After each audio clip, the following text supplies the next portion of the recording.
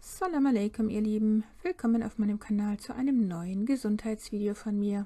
Bei Erkältungen gibt es fast nichts Besseres als ein wohltuender Tee. Ideal ist ein Kräutertee, den man sich selbst mischen kann, und zwar abhängig von den Beschwerden. Denn bei trockenem Husten braucht es andere Kräuter als bei produktivem Husten, bei Fieber andere als bei fieberfreier Erkältung. Der beste Erkältungstee ist ein Getränk, das häufig bei den ersten Anzeichen einer Erkältung oder bei Grippe eingesetzt wird, um Symptome zu lindern und das Wohlbefinden zu fördern. Ich selber stelle mir einfach den gesamten Winter über jeden Tag einen Topf mit Kräutertee her, den ich dann während des Tages über trinke. Auf diese Weise komme ich am Tag auf mindestens 5 bis 6 solcher Tassen Tee, die aufgrund der potenten Wirkstoffe, aber auch einfach nur aufgrund der guten Hydrierung dafür sorgen, dass es gar nicht erst zu einer Erkältung kommt. In den Topf gebe ich mein reines Osmosewasser, dazu kommt ein Esslöffel Lapacho-Tee, ein Esslöffel Rooibos-Tee, 5 bis 6 Nelken und ein Stück geriebenen, frischen Bio-Ingwer. Man könnte auch noch einige gesammelte Hagebutten hinzugeben. Der frische Ingwer hat mehrere positive Wirkungen, so fördert er die Durchblutung und die Wärmung. Er wirkt entzündungshemmend und kann helfen, Reizungen im Hals zu lindern, die durch eine Erkältung entstehen. Er fördert die Schleimlösung und kann so bei der Linderung von Husten und einer verstopften Nase helfen. Ingwer enthält auch bioaktive Verbindungen wie Gingerol, die antioxidative und entzündungshemmende Eigenschaften besitzen. Dies kann dazu beitragen, das Immunsystem zu unterstützen und die Dauer oder Schwere einer Erkältung zu verringern. Ich bringe den Tee immer nur einmal ganz kurz zum Kochen und stelle dann den Herd ab und lasse den Tee durch die Restwärme etwa eine halbe Stunde lang ziehen.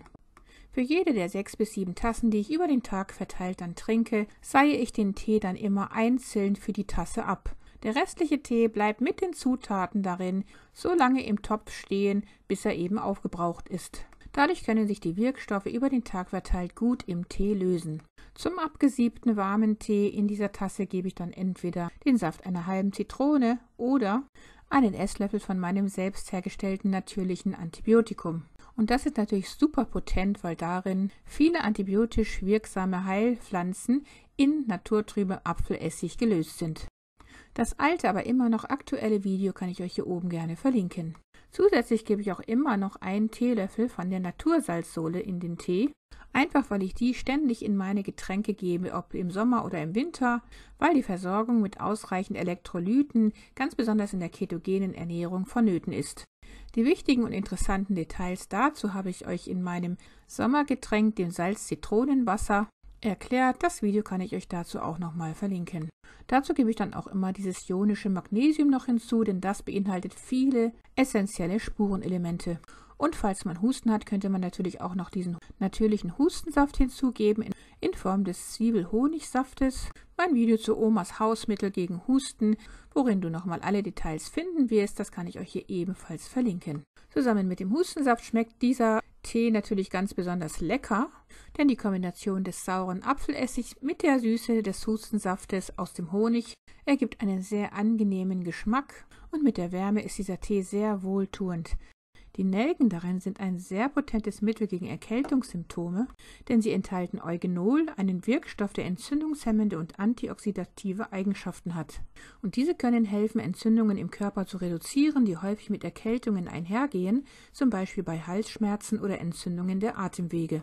Nelken können helfen, den Hustenreiz zu lindern, da sie eine schleimlösende Wirkung haben und die Atemwege befreien können. Und aufgrund ihrer antibakteriellen und antiviralen Eigenschaften sind sie sehr nützlich bei der Bekämpfung von Erkältungs- oder Grippeviren.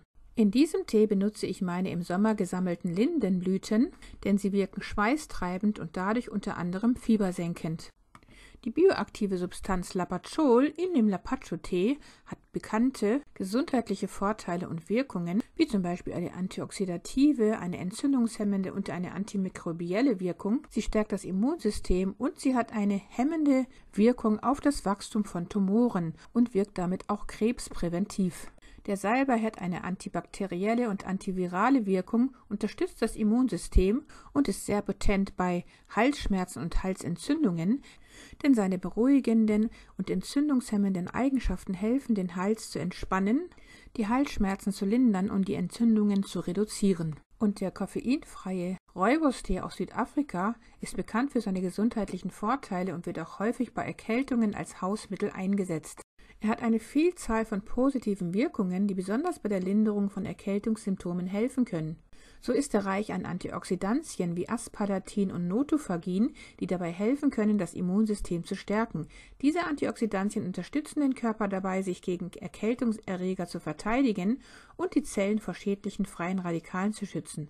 Ein stärkeres Immunsystem kann helfen, schneller von Erkältungen zu genesen oder diese zu verhindern. Er kann den Hals beruhigen und die Schleimhäute entspannen, wodurch der Hustenreiz gemildert wird. Er hat eine beruhigende Wirkung auf das Nervensystem. Der dadurch entspanntere Zustand fördert einen besseren Schlaf, was den Heilungsprozess unterstützt.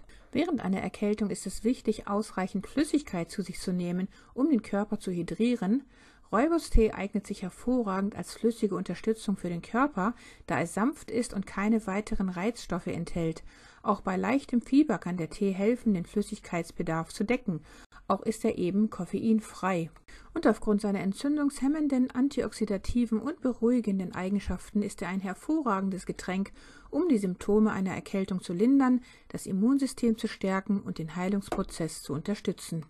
Alle hier im Video gezeigten Kräuter könnte man beliebig kombinieren, da sie nicht nur antibakterielle, antivirale, schmerzlindernde, antioxidative und schleimlösende Wirkungen haben, sondern fast alle auch noch förderlich für die Verdauung sind, was nicht nur bei Erkältungen von Vorteil ist, sondern auch wenn man keine hat. Es wäre daher stark anzuraten, sich den gesamten Winter über täglich mit mehreren Tassen solch eines wohltuenden Tees zu verwöhnen, damit es gar nicht erst zu einer Erkältung kommen kann, weil die gezeigten Kräuter in Kombination mit dem natürlichen Antibiotikum das Immunsystem stärken und damit verhindern, dass man überhaupt krank wird.